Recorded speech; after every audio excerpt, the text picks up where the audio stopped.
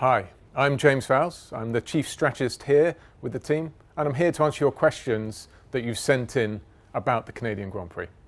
Beginning of the race was really exciting for Valtteri. You would have seen that a fast starting Verstappen was able to get alongside him through turn 2. Valtteri held on to that position. There was a little bit of contact between the two.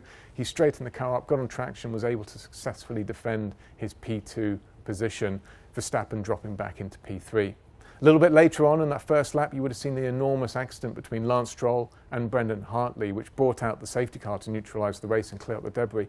Fortunately, both drivers okay. During those laps, you may have heard Lewis talking about the fact he had warnings on his dash indicating that his power unit was warm. And during the course of the next 5 to 6 laps, he was very much, as was the team, trying to resolve the situation as best as possible. But ultimately, it led to his first stint being compromised and not able to fight.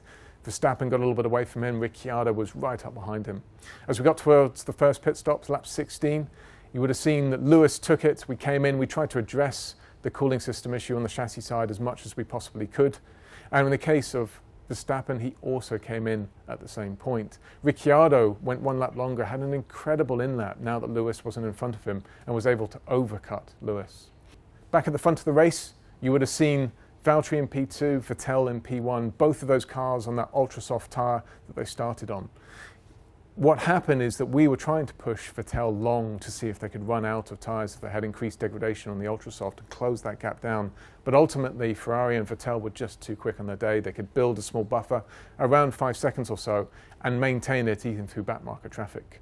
We came in first, took the super soft tyre, remained on that one-stop strategy. Vettel followed 1 lap later, and that's how the race result ended. We had Vettel P1, Valtteri a well-earned P2, and back in P3, Verstappen, Lewis finishing 5th. Hi there, I'm B44, and your question came via Twitter. Thank you very, very much for that. It's about Lewis, his issues, and what happened. We had on the chassis side a cooling issue that appeared really very, very early on in the race. So it appeared during the safety car. And what it meant is the power unit was becoming very, very warm. We tried a number of countermeasures, both through switch changes that Lewis had to complete for us and driving style. So Lewis really adapting to the situation as best he could to stabilise and keep the power unit temperatures under control. Lewis did a good job.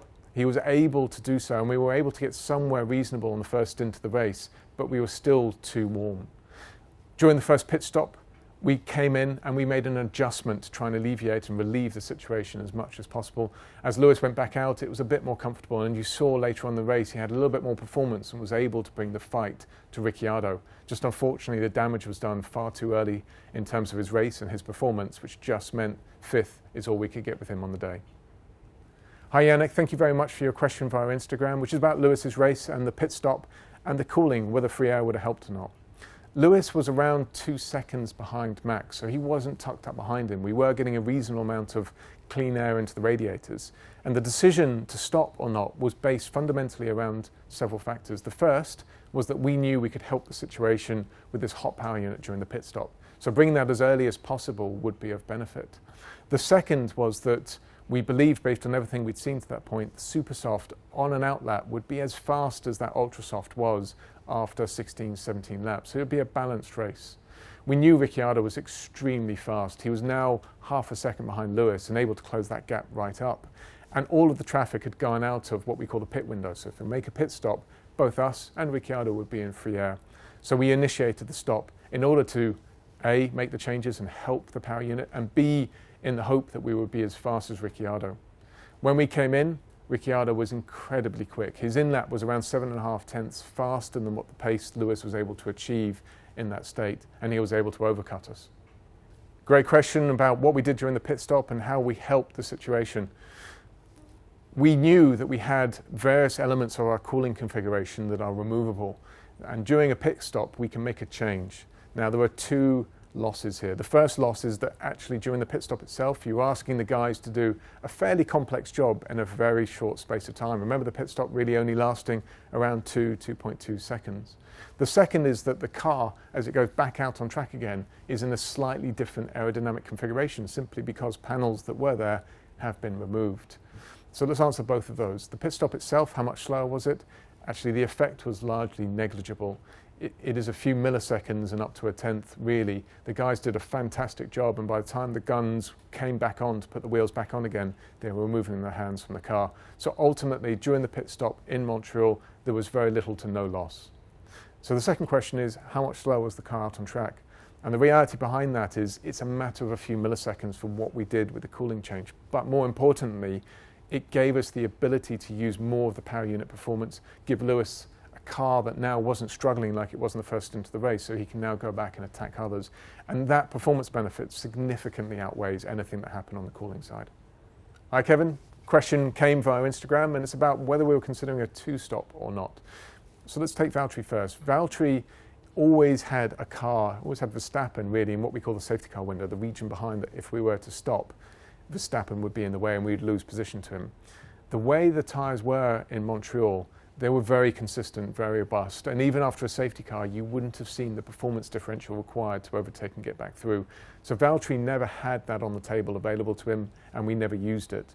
With Lewis, conversely though, there was a plan under multiple safety car conditions where we would have come back in and fitted the HyperSoft tyre. He had a number of circumstances that would have benefited him. The first is when Kimi had stayed out. Under that situation, Kimi would have stopped, he would have gained position, but we would have lost no positions to car behind. So it would have given us an opportunity that others didn't in front, including to both Red Bulls.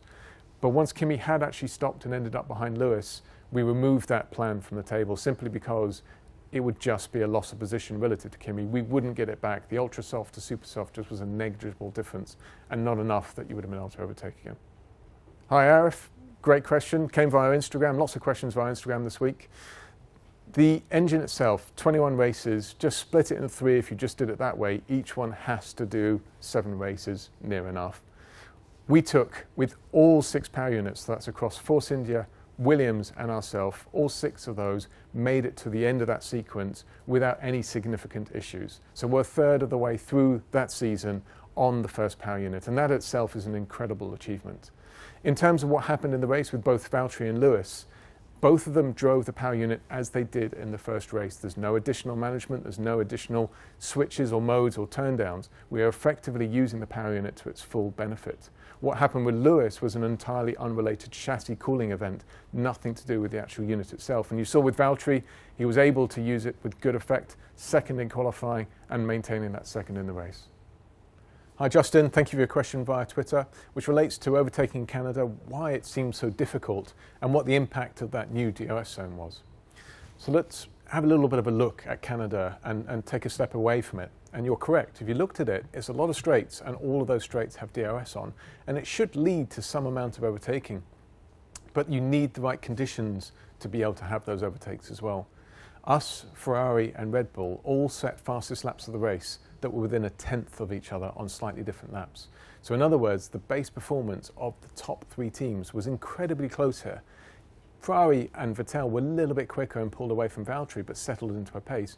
But to get overtaking, you need those cars to be enough of a performance differential apart to promote that. The second is you need tyre degradation. So you need the tyres to drop off sufficiently that a car in front of you that you're trying to overtake has slightly worse traction, slightly worse braking stability to get the overtaking, not just the function of the DRS zone.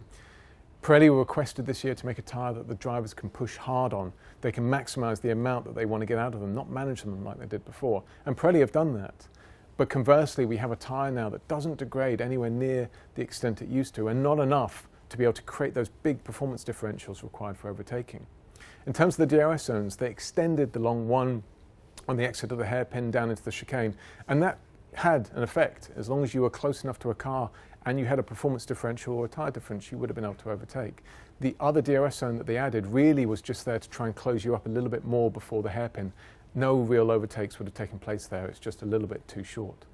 So bringing that all together, we didn't have the overtakes that perhaps we were expecting, but that's because near enough, you've got a lot of teams that are very, very close to each other in performance and tyres that aren't just quite degrading at the level you need to promote that effect. Hi Zach, great question which came via Twitter, HyperSofts. So let's tackle the first and really important part of it. We simply didn't bring enough HyperSoft tyres to Canada to prepare our drivers in the best way possible for qualifying. We would have needed at least one more set available to them. The way tyres are chosen is 14 weeks before the race. So this is early March, before you've been to a single Grand Prix yet. But after winter testing, you need to choose your allocation for the Canadian Grand Prix. And we biased away from the HyperSoft, believing that it would be insufficiently robust to produce good laps in the race. The HyperSoft in Monaco and in Canada did struggle, but it was better than we expected it to be back in early March. More robust of a tyre, usable as you saw by Red Bull. They were able to do the first stint of the race on it, and ultimately a strong tyre in qualifying. And the more experience we had on that, it would have improved our situation, even if it's just a few milliseconds. The way our car works in the HyperSofts, Monaco was an entirely different problem to Montreal. In fact, in Montreal, I would argue we had no issues on those tyres. We extracted everything we needed to from qualifying. Valtteri was in P2, and that's where the car was performance-wise. Lewis had a number of other small balance issues, but they're not related to whether it was a HyperSoft or an UltraSoft. They're more on chassis balance. If we go back to Monaco, yes, there were issues in the race, but we understand a number of those now, and they wouldn't have applied to Montreal. What's interesting now for us, more importantly, is we are going to have these tyres, the HyperSoft, later on in the season. If I had to guess, Singapore and towards the end of the year, Abu Dhabi are races where I expect that tyre will come back up again. And we've got a few opportunities again in the future to make sure we understand how it performs, how our car performs on it, and extract the maximum performance we can from it. And I'm very confident that we're going to be able to do that. Hi Stephen, thank you for your question, which came via Facebook, and it's about end of race flag signals and what happens in that circumstance.